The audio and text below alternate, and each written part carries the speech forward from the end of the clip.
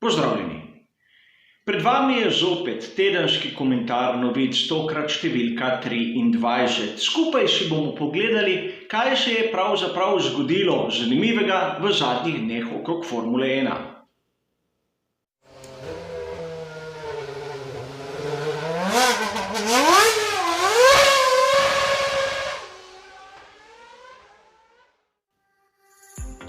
V zadnjih 7 dneh je bilo relativno malo pravih novic iz sveta Formule 1, no v zadnjih urah se je situacija malce spremenila. Vseeno mi je uspelo zbrati 4 posamične sklope, v katerih so novice, katere menim, da jih je vredno tudi pokomentirati. Seveda, kot ponavadi, kogar zanima, dobiti ste bližnjice do originalnih člankov v opisu, a lotimo se kar prvega sklopa, da ne bo prispevek predolg.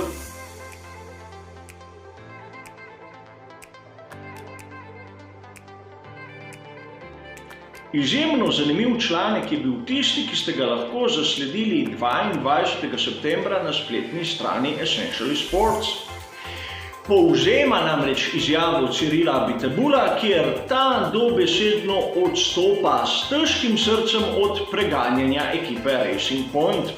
Razložil je tudi razloge, zakaj je do tega prišlo, in skrajšana verzija je ta, da je to dobro za Formulo 1, kot smo že mnogokrat slišali.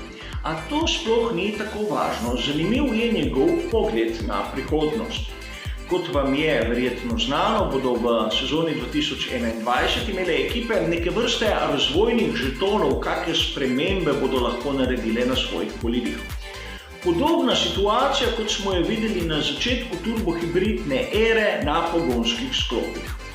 A tu Cyril Abiteboul pokaže na eno zanimivo dejstvo, namreč tiste ekipe, ki od drugih konstruktorjev kupujejo sklope, kot so na primer menjalnik, bodo lahko te razvojne žetone porabile za nekaj drugega. In tu kaže, da je njegova ekipa, tovarniška ekipa Renault oziroma v naslednji sezoni Alpine v neenakovrednem položaju, kajti na primer že citirana Racing Point bo dobila nov menjalnik in tiste žetone porabila za nekaj drugega. A tu Cyril Abiteboul pozablja na neko izjemno zanimivo dejstvo. In to dejstvo je, da menjalnik, ki ga letos uporablja Racing Point, je lanski menjalnik tovarniške ekipe Mercedes. Torej, Racing Point s starim materialom je bistveno boljši od tovarniškega Renaulta z novim materialom. Tega pač Abiteboul ne poudari v svoji izjavi in zato je njegovo stokanje okrog nepravičnosti razvoja, v mojem osebnem mnenju, malce pretirano. Vseeno, tovarniška ekipa, kot je Renault, bi morala biti boljša kot ekipa Racing Point, naslednje leto Aston Martin, katera je znano, da je odvisna od drugega konstruktorja. A brez skrbi, ista situacija je pri ekipi Haas, Alfa Romeo Racing in seveda tudi Alfa Tauri. Da bomo pošteni, a pojdimo raje na drugi sklop.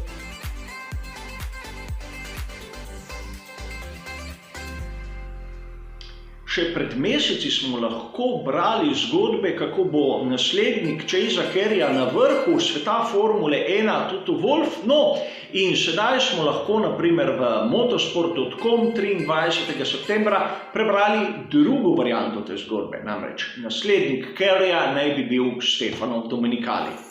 Stefano Domenicali je izjemno znano ime v svetu Formule 1. Dolgoletni najprej športni, nato generalni direktor skuderije Ferrari, kateri je bil najbližje naslovu svetovnega prvaka, vsaj bliže kot vsi njegovi nasledniki.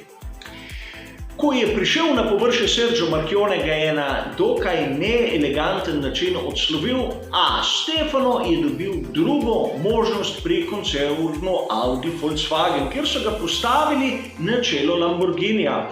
In tu je pokazal fantastične uspehe, če se mene osebno vpraša.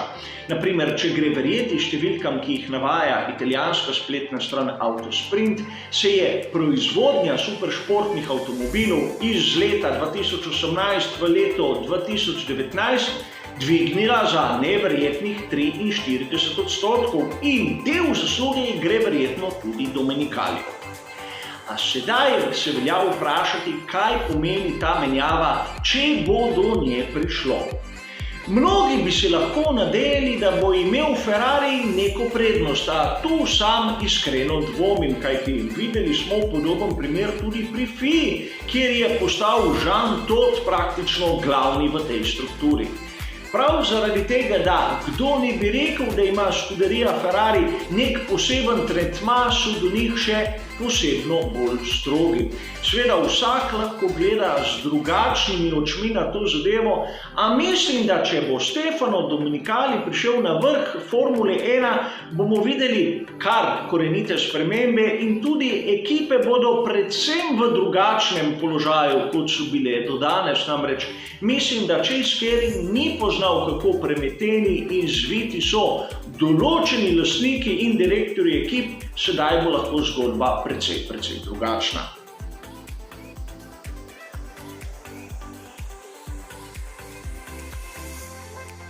Če omenim Formulo 2, znani priimek in prestop v Formulo 1, bo večina izmed navdušencev pomislila na Micka Schumacherja.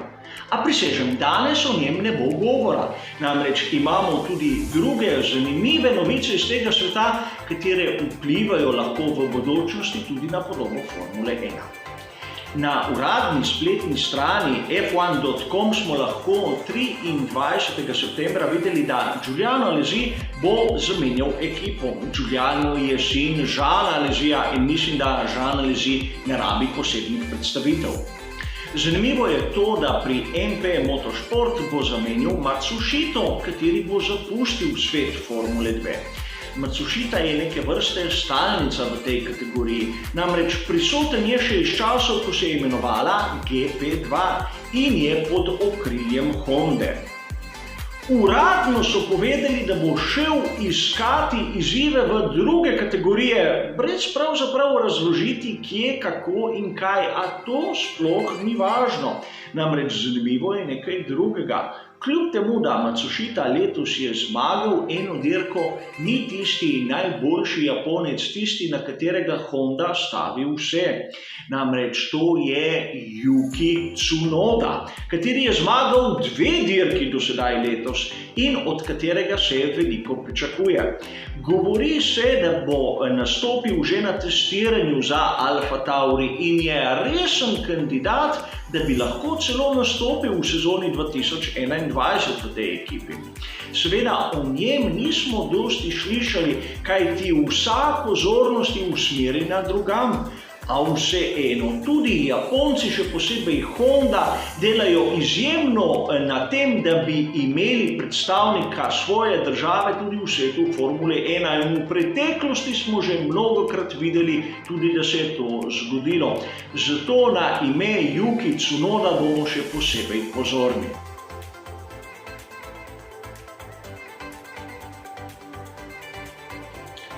Za konec bi pa rad omenil tisti prispevek, katerega sem zasledil na spletni strani RaceFans, zopet 23. septembra.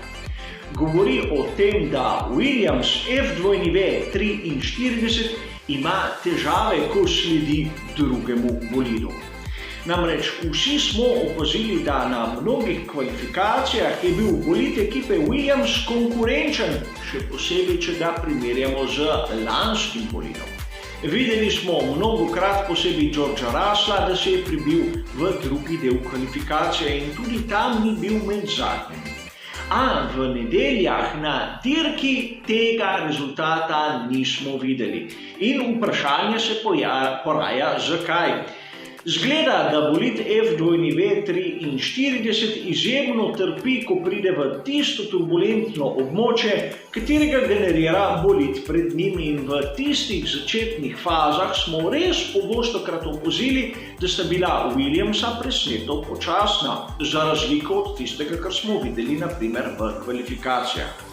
Še en dokaz, da je aerodinamična podoba bolida izjemno kompleksna zadeva in da Williamsu manjka še precej poti, da bo prišel na tisto tako imenovano zeleno vejo. A vseeno, od lani do leta smo videli precejšen napredek in mislim, da bomo tako sliko gledali tudi vnaprej. Vseeno zanimiva potrditev za vse tiste, katere si mislimo, da je pri projektu FW43 nekaj narobe.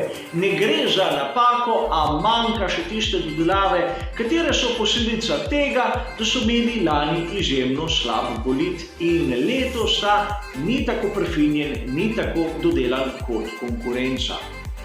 No, to je bilo za ta hiter tedenski pregled novic, seveda s komentarjem vse. Hvala za vašo pozornost, vidimo se zopet naslednji teden in nasvidenje.